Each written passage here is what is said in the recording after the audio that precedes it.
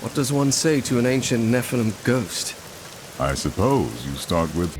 I'm a cybernetic organism, living tissue over a metal endoskeleton. Hello, my friend. Stay a while and listen. What's going on YouTube? It's Filthy and we're back with another Diablo 3 Season 28 PTR build-up video. And today we're looking at the Hydra Wizard. As you can see here in the bottom left, we've just cleared 110 in like 90 seconds, which is our best for the Typhon's Veil. So certainly a very fast speed build. Is it stronger than the Meteor? Probably not. It's pretty bloody close though.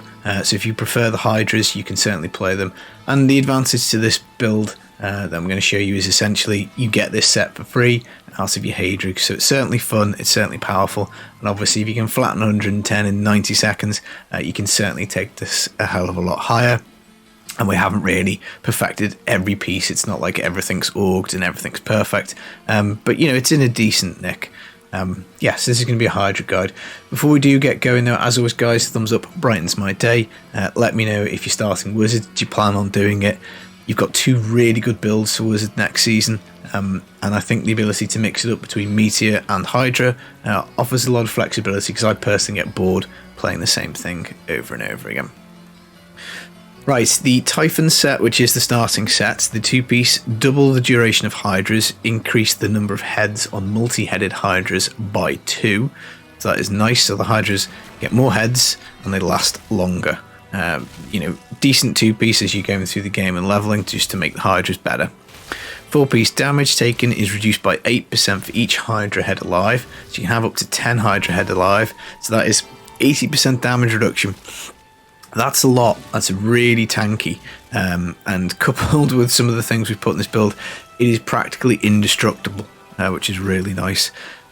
Now when you do take damage, your head dies, but the way the Wizard works is you will have access to a gigantic shield, so the heads won't really ever die, and they can't die more than once every 2 seconds. So if, let's say, this number does drop to 9, it's super easy, you just pop another Hydra and get them back immediately. So it is just ridiculously tanky, which makes it a really good start, because normally in this game your damage increases very fast as you go through, pick up items and put builds together. Normally toughness is lagging, so 80% damage reduction on the 4-piece I think is kind of nice. 6-piece Hydras deal 4000% increased damage for each Hydra head alive. This has been buffed for this patch, so at 10 heads that's a whopping 40,000% damage increase. It is a little bit of a pain to set up this build because there's quite a few supporting items. So you've got the Serpent Sparker, which allows you to have an extra Hydra, so that's why we can pop 2 out, which is nice, and they deal 300% extra damage. We've also got the Magistrate Helm. Hydras periodically cast Frost Novas, you can see them going off and detonating there. Again, 300% damage modifier. We've then got the Fragment of Destiny Wand. Wands unfortunately are hard to get, there are lots of them in the pool. We are looking for 2, which I suppose is nice, but we need this one as well. Signature spells attack 50% faster. Don't care about the triple damage portion of that sentence because we only damage with the Hydra. But we gain spectral buffs when we land attacks with signature spells, which is going to be Spectral Blade. That is our signature spell. We basically get these stacks up to 10, and Hydras deal 30% increased damage for each spectral stack. So again, another 300% modifier. On the offhand, we've got the Winter Flurry. Enemies killed by cold damage have a 25% chance to release a Frost Nova. A little bit of damage mitigation there for us because it will freeze. Hydras deal up to 150% extra damage when you tag them with Blizzard. So obviously you want Blizzard on the bar. We've also got Convention of Elements, big damage on cold because we're taking the cold rune, the Frost Hydra. We've got a Tasker and Theo for the increased attack speed of pets. Obviously Hydras are a pet build, so we also take the Enforcer for extra damage, and this is a pet modifier, so it's pretty handy.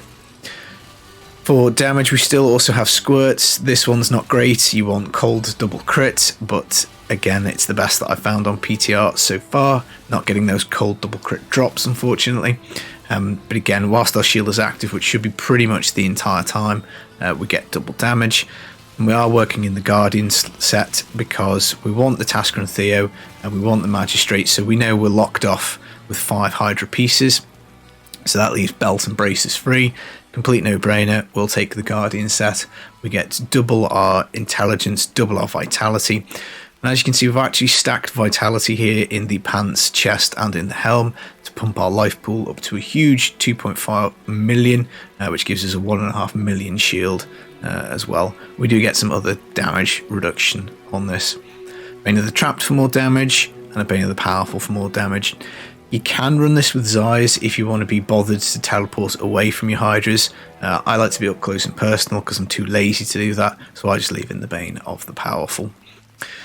In terms of toughness, we've also got Hail of Carini, again similar to the wizard build for the Meteor. You need this.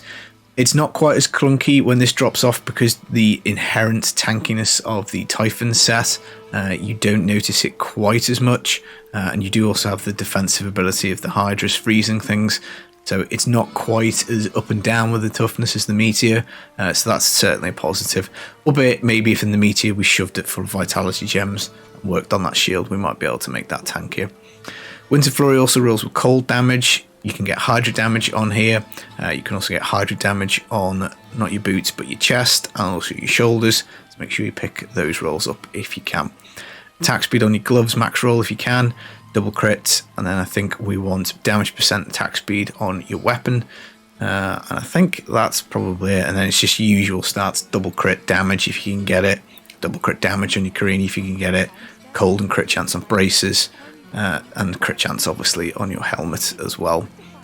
The build is orged up with mostly hundreds, not every piece I've augmented.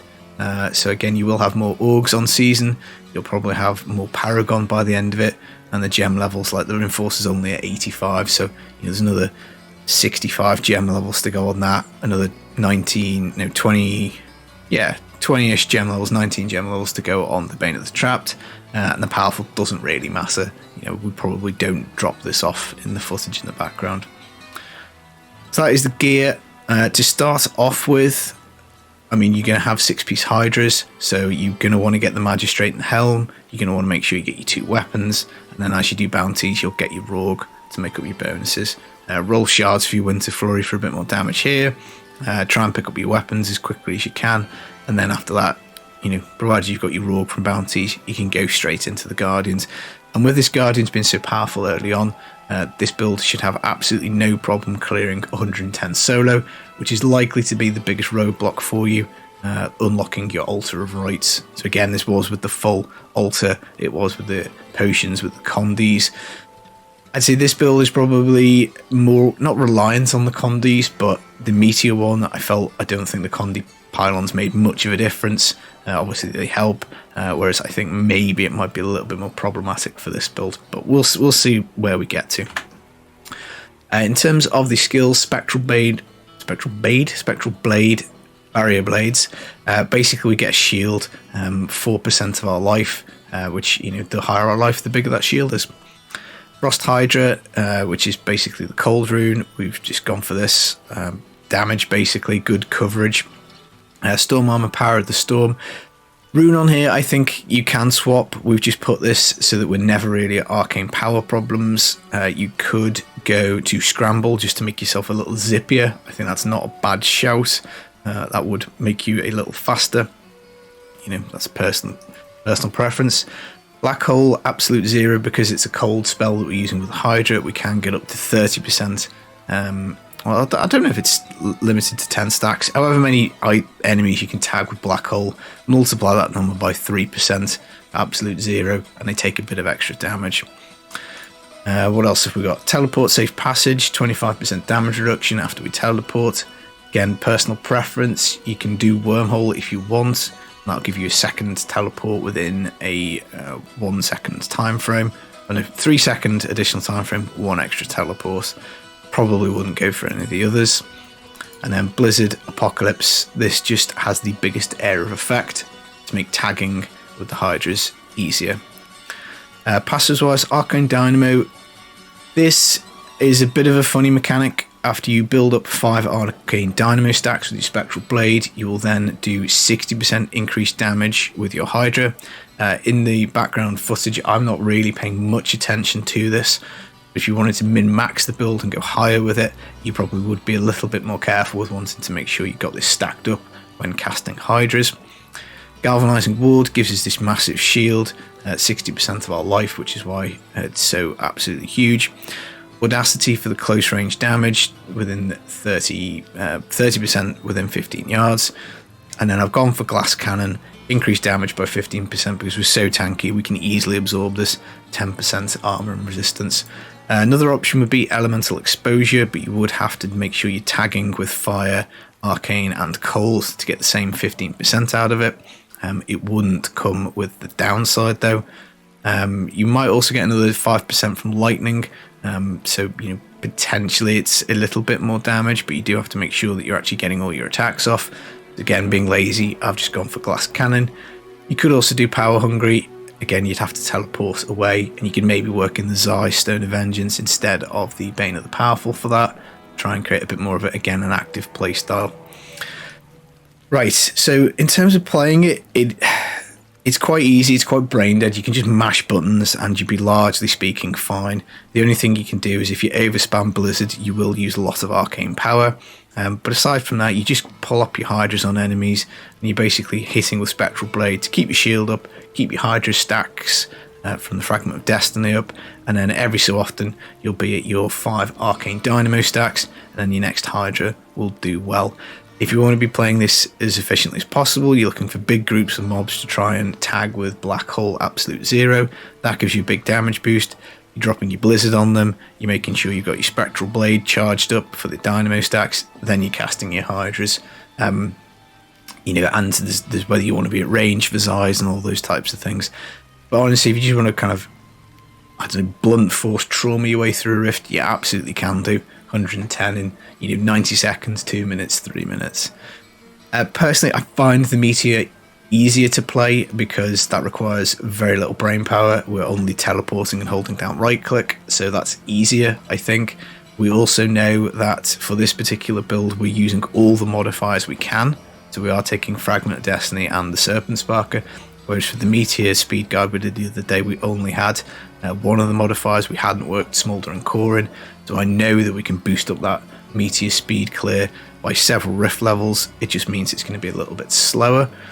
But again, similarly with this, I think you could easily do 120s with this. You're just going to be doing them at a slower pace and maybe have to clean up some of your pieces, get your lovely, delicious 150 gem levels on and get some really sick 125 upwards augments on everything. But it is a lot of fun and it's certainly very powerful and it's really tanky. So if you want to build where you're not going to die, you just have to mash a few buttons, this could be the one for you. Overall, I think the only suggestions I've seen in the community to change this are either to maybe make it a little bit more powerful, just so that it catches up with Meteor a little bit, but the other thing that they could add to the set would be move speed, a 2, 3, 4, 5% move speed for each Hydra head you've got alive, so you could get maybe 30% move speed out of the set. Wouldn't be a particularly bad idea. Same with all the videos, you're going to want to use your Arcane, what is it called? I keep calling it Arcane Dust and it isn't. Primordial Ashes, you want to use it on the Fragment of Destiny or your Serpent Sparker early on, just to get the max damage that you can. If you get really lucky, get a Primal one of these, either of the weapons with nice stats, swap yourself over. I would still recommend going for Carini for toughness, but it's not as important in this build because we are so damn tanky with the Hydra set. So you can maybe move over and work on your squirts. Probably wouldn't bother for a convention, it's quite easy to get that to roll well. Winter Flurry, again, that could be a decent shout because it's got damage range on the top. You've got the cold damage, and if you can get Hydra damage on there, again, that would be pretty nice. We're missing crit chance on this as well, so that would be another nice roll to pick up if you could. Right, so that is the Hydra build. I think what I'll do, hopefully before PTR finishes, is like a T16 bounty version, which will be much more geared to kind of lower end stuff. Not that I'm saying 1200 is high end, but obviously some people, this will be like their Paragon limit for the season, 1 to 1000 to 1.5k with Auged Up. So yeah, T16 bounty will be on the docket to be looked at. but we've still got the Gears of Dreadlands to do. We've still got Frenzy Barb to do. We've still got a bunch of other stuff as well. So we'll be making more videos, is what I'm getting at. Right, I've been the Filthy Casual. I hope you enjoyed the video. Take it easy, guys. Peace.